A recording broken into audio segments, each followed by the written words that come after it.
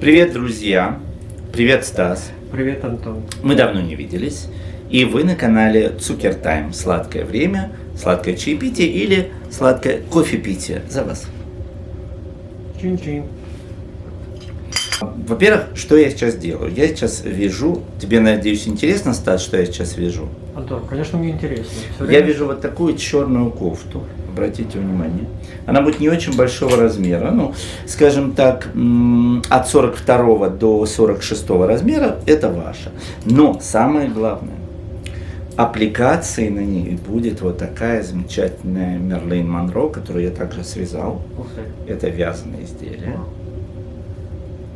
Прикольно. Вязаные изделия, да, видишь, вот здесь такие ниточки, я потом тебя научу, это называется жаккардовая вязка, вот, и если у тебя хватит терпения, то можно будет связать тоже, и свитер, разумеется, будет называться как?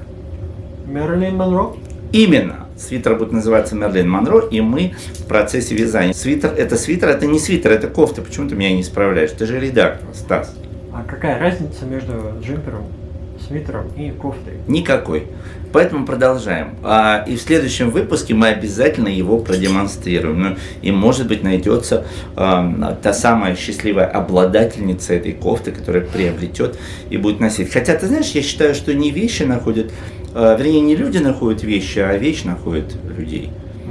И каждое изделие, будь то кофта, свитер, платье, handmade, мы говорим с вами только о handmade, потому что мы вяжем и говорим, мы вяжем и говорим. Кстати, я думаю о том, что нужно делать мастер-класс и собирать народ и вязать всем вместе, онлайн. Вот такая у меня идея. Окей. Тем не менее, сейчас я вяжу вот этот черный свитер, который называется Мерлин Монро, и будем говорить про кино.